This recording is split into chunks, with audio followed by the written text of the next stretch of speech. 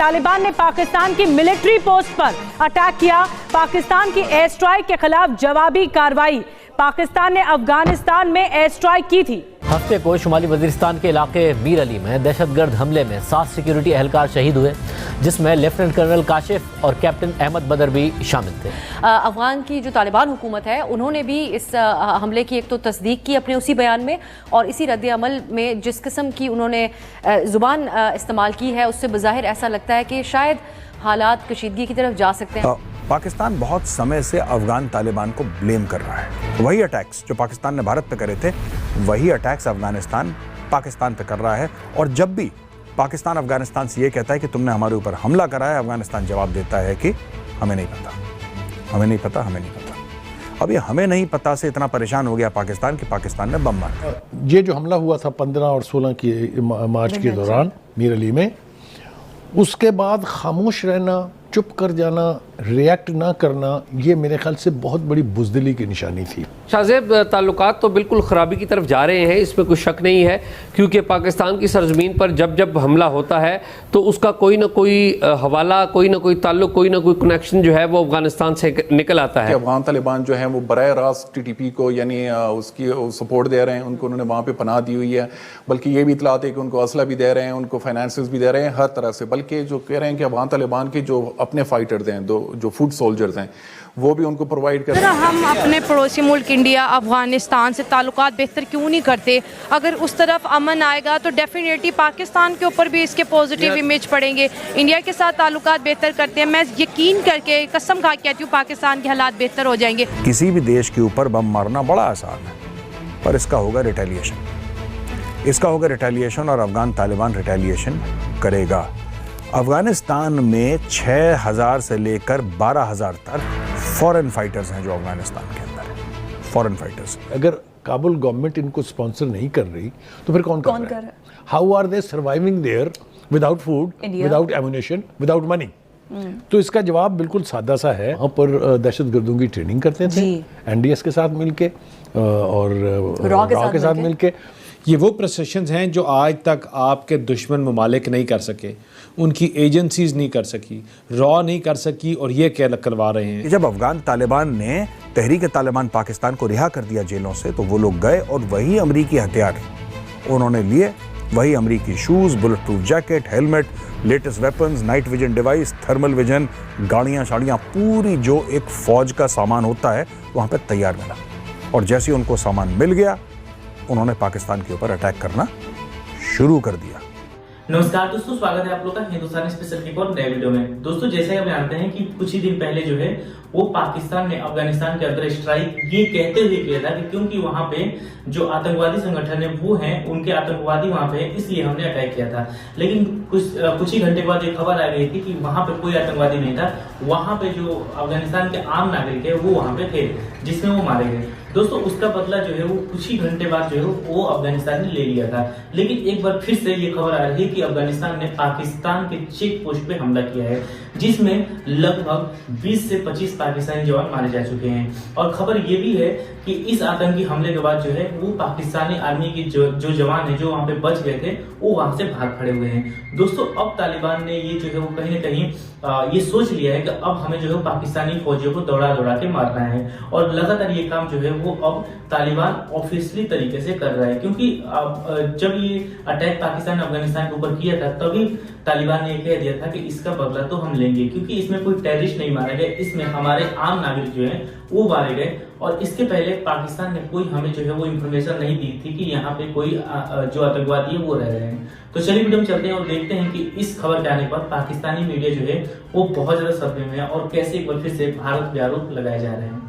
एजाज सईद साहब, बहुत शुक्रिया। जैसा कि आप बता रहे थे, आपने पहले ही खबर दी थी, उसके बाद ज़ाहिर पाकिस्तान ने ऑपरेशन भी किया, सख्त रद्दमल अफगान हुकूमत की तरफ से सामने आया, मगर एक सख्त प्रेस रिलीज पाकिस्तान की तरफ से भी सामने आई है दफ्तर खारजा की, जो बाकायदा चार्जशीट करती है अफगान तालिबान हुकूमत को।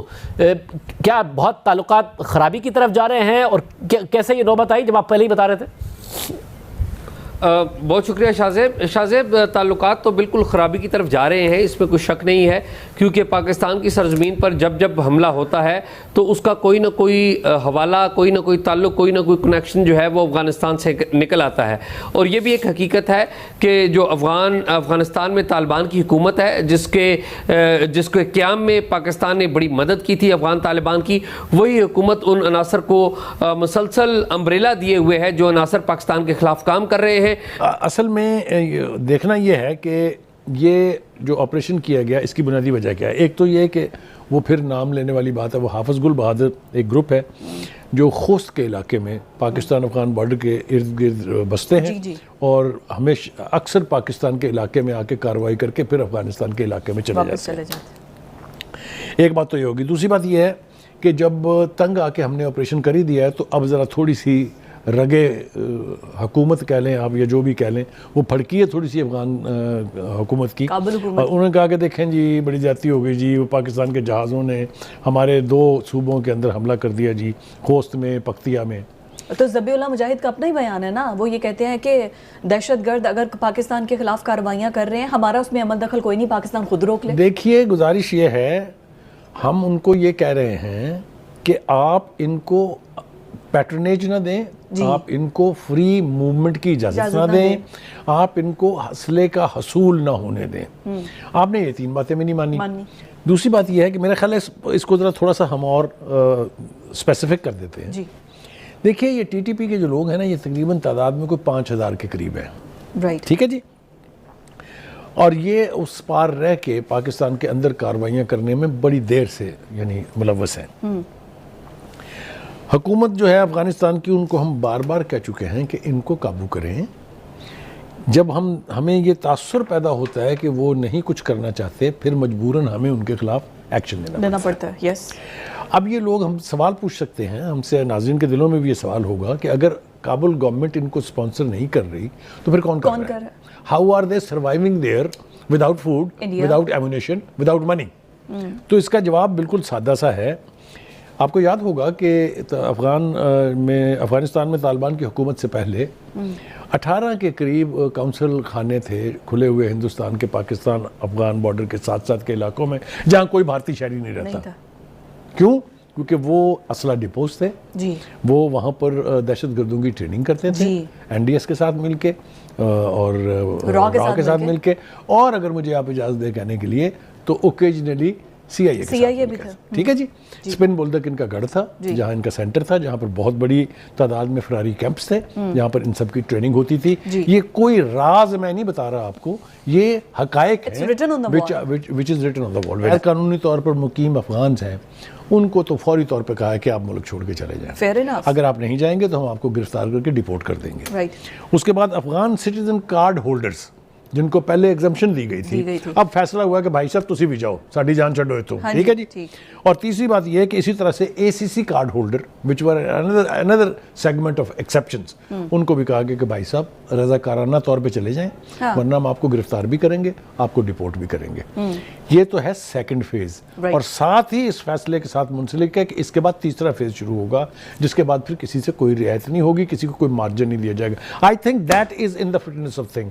ऐसे तो दोस्तों जैसे कि आपने इस वीडियो में देखा कि जो पाकिस्तान की मीडिया है वो भारत पे आरोप लगा रही है। उसका ये कहना है कि शुरू से ही जो टीटीपी है उसका समर्थन जो है वो भारत करते आया है।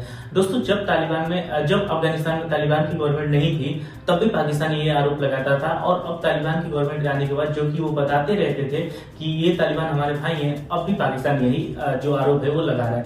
तो इससे कहीं ना कहीं ये बात तो बिल्कुल समझ में आ चुकी है कि पाकिस्तान के पास अब कुछ बोलने के लिए नहीं है, क्योंकि जिससे वो उम्मीद लगा रहे थे, जिससे वो उम्मीद लगाए बैठे थे कि जो तालिबान है वो अब अफगानिस्तान में आ गए हैं तो फिर हमारी मनमानी वहां पे चलेगी, वो बिल्कुल भी ऐसा नहीं हुआ। आपको पता होगा कि जब तालिबान की गवर्नमेंट वहां पे आई थी तो पाकिस्तान का ISI चीफ वहां पे गया था वहां की गवर्नमेंट बनवाने के लिए, और पाकिस्तान जो है वो बहुत ज्यादा उसमें जो है मुदाखलत करने की कोशिश कर रहा था। लेकिन जिस तरीके से तालिबान ने जैसे दूध से मक्खी को निकाला जाता है वैसे पाकिस्तान को निकाला है, और अब तो पाकिस्तान और अफगानिस्तान के बीच में जो है वो इस प्रकार की बातें और इन दोनों मतलब विवाद चलने लगा है कि भारत के साथ भी पाकिस्तान के ऐसे विवाद नहीं है। तो आप समझ सकते हैं कि पाकिस्तान के मुस्लिम देशों के साथ और अपने पड़ोसी देश के साथ अब रिलेशन अच्छे नहीं है। और ये पाकिस्तान के लिए खतरे की घंटी कि एक तरफ ईरान इनके पीछे पड़ा है, दूसरी तरफ PLA पड़ी है और तीसरी तरफ जो है वो यहाँ पे अफगानिस्तान भी पड़ चुका है और भारत तो इनका दुश्मन है ही। तो पाकिस्तान कहीं ना कहीं दुनिया की तो बात छोड़ो, मतलब जो भारत है,